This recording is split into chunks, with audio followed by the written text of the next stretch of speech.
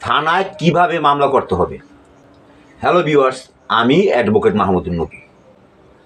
থানায় কিভাবে মামলা করতে হবে এই প্রশ্নের উত্তরের জন্য আপনাকে 3টা বিষয় জানতে হবে। এখন আপনাকে এই 3টা বিষয়ের কথা জানাবো। 1 নাম্বার, কে থানা মামলা করতে পারবে। তারপর 2 নাম্বার, কোন থানায় মামলা করতে হবে। তারপর 3 নাম্বার, থানায় মামলা করতে কি কি কাগজপত্র লাগবে। এখন আপনাকে এই 3টা প্রশ্নের উত্তর জানাবো, তাহলে আপনার কাছে বিষয়টা একেবারেই সহজ হয়ে যাবে।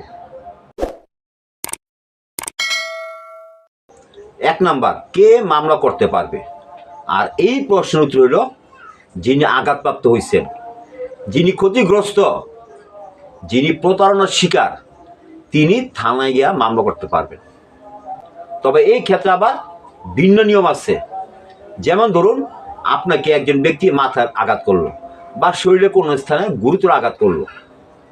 এখন আপনি শয্যাশায়ী, আপনি বিছনা পড়ে উঠছেন, আপনি লড়াচড়া করতে পারেন না, বা আপনি হাসপাতালে ভর্তি আছেন বা ক্লিনিকে আছেন, বা ডাক্তার আপনার কইছে আপনাকে লড়াচড়া করা যাবে না।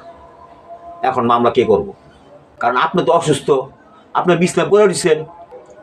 এই ক্ষেত্রে আপনার পক্ষে আপনার ছেলে মেয়ে, আপনার বাবা মা, ভাই বোন, আত্মীয় স্বজন বা পাড়া প্রতিবেশীর যে কেউ আপনার পক্ষ হইয়া থানায় গিয়া মামলা করতে পারবে। এবার আসি 2 নম্বর প্রশ্ন, কোন থানায় মামলা করবে।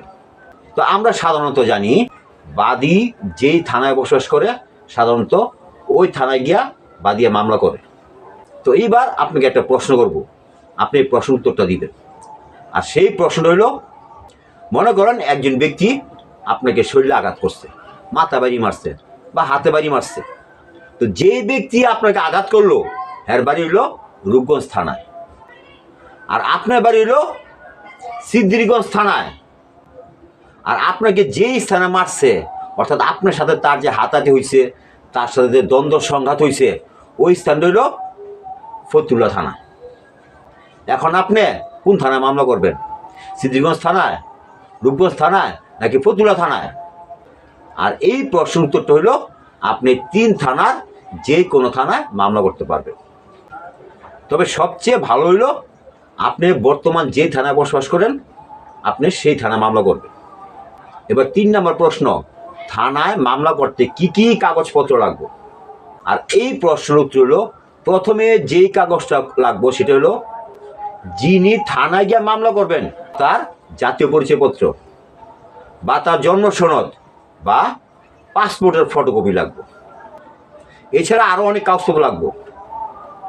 কিন্তু এই ক্ষেত্রে বিভিন্ন রকমের ঘটনার ক্ষেত্রে বিভিন্ন রকমের কাগজ লাগে। তো এখন কয়েকটা উদাহরণ দিব, তাহলে বিষয়টা আপনার কাছে একেবারেই সহজ হয়ে যাবে। যেমন ধরুন, আপনাকে একজন ব্যক্তি গুরুতর আঘাত করলো, আপনার মাথা বাড়ি মারলো, হাতে বাড়ি মারলো, শরীরে পোষ মারলো বা চোখের মধ্যে আঘাত করলো। তখন আপনি কি করবেন? তখন আপনি সাথে সাথে ডাক্তারের শরণাপন্ন হইবেন, ডাক্তারের কাছে গিয়ে চিকিৎসা করাইবেন। বা যদি গুরুতর আঘাত হন তাহলে ক্লিনিকে ভর্তি হইবেন বা সরকারি হাসপাতালে ভর্তি হইবেন, তখন আপনার চিকিৎসা করাইবেন।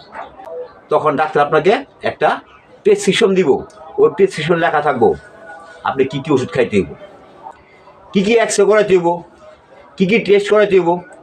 এছাড়া আরও কাগজপত্র দিব, এই কাগজপত্রগুলি আপনি সব কালেকশন করবেন। আর আপনাকে যে স্থানে আঘাত করছে, ওই যে বললাম মাথা আঘাত করতে পারে, চোখ আঘাত করতে পারে, শরীরে আঘাত করতে পারে, হাতে আঘাত করতে পারে। আপনি কি করবেন?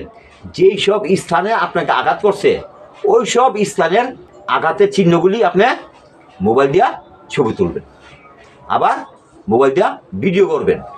তখন আপনার পক্ষে যে ব্যক্তি থানায় গিয়ে আঘাতের মামলা করব, কিংবা আপনি যদি থানায় গিয়ে আঘাতের মামলা করবেন, এই সকল ডাক্তারের কাগজপত্র, মোবাইল তোলা ছবি, ভিডিও, এগুলি সব থানায় জমা দিয়ে মামলা করতে হবে। আবার ধরুন, কোনো ব্যক্তি আপনার কাছ থেকে 5 লাখ টাকা হাওলাত নিল, এবং আপনি যে তাকে 5 লাখ টাকা হাওলাত দিলেন এই জন্য আপনি একটা দলিল করলেন, একটা চুক্তিনামা করলেন বা একটা অঙ্গীকারনামা করলেন। সেই অঙ্গীকারনামার মধ্যে আপনার স্বাক্ষর আছে, যে টাকা নিছে তার স্বাক্ষর আছে, আবার যাদের সামনে টাকা দেওয়া হয়েছে তারও সাক্ষী আছে। তো এখন তো ওই কাগজে লেখা যে উনি আপনার 5 লাখ টাকা 3 মাসের মধ্যে দিয়ে দিব, কিন্তু 3 মাস তো শেষ হয়ে গেল, 4 মাস পার হয়ে গেল, 5 মাস পার হইলো, এখন উনি আপনার টাকা দেন না। আজকে দিব, কালকে দিব, পরশু দিব, দিয়ে দিচ্ছি, এইভাবে আপনার ঘুরাইতেছে, এইভাবে আপনার সময় নষ্ট করতেছে। এখন আপনি চিন্তা করলেন আপনার থানায় গিয়ে মামলা করবেন। তো আপনি যখন থানায় গিয়ে মামলা করবেন তখন আপনার পরিচয়পত্রটা নেবেন সাথে। আর এর সাথে এই যে দলিলটা আপনার সাথে ওই ব্যক্তির চুক্তি করা হয়েছে, ওই দলিলটা আপনি থানা জমা দিবেন। থানা জমা দিয়া মামলা করবেন। আবার মনে করেন একজন ব্যক্তি আপনার ছেলেকে বিদেশ লয়ে যাব, তার লগে স্ট্যাম্প করলেন যে আপনার ছেলেকে সৌদি আরব লয়ে যাব, 1 মাসের মধ্যে তার বিনিময়ে আপনি তার 3 লাখ টাকা দিবেন। তা আপনি স্ট্যাম্প করলেন, স্ট্যাম্পের লেখালেখি হয়ে গেল, এখন তো 3 মাস শেষ, উনি তো আপনার ছেলে বিদেশ নিয়ে যেতে পারেন না, আজকে লয়ে যাবো, কালকে লয়ে যাবো, এইভাবে ঘুরাইতেছে। তা আপনি চিন্তা করলেন থানায় গিয়ে মামলা করবেন। তখন আপনি কী করবেন? তখন আপনার আইডি কার্ড আর এর পাশাপাশি ওই যে স্ট্যাম্পটা লেখা হয়েছে যে ওই ব্যক্তি বিদেশ লয়ে যাবো, ওই স্ট্যাম্পটা আপনার থানায় গিয়ে জমা দিতে হবে, ইত্যাদি ইত্যাদি। অর্থাৎ থানায় যখন কোনো বিষয়কে আপনার মামলা করবেন, ওই বিষয়ের সাথে যদি কোনো সম্পর্কযুক্ত কাগজপত্র থাকে, কোনো ছবি থাকে, কোনো ভিডিও থাকে, তখন ওইগুলি থানায় জমা দিয়া মামলা করলে আপনার জন্য সুবিধা হইব, আর মামলাটা তখন থানায় সহজে গ্রহণ করব।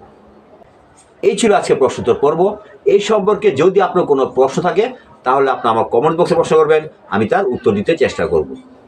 আজ এই পর্যন্তই।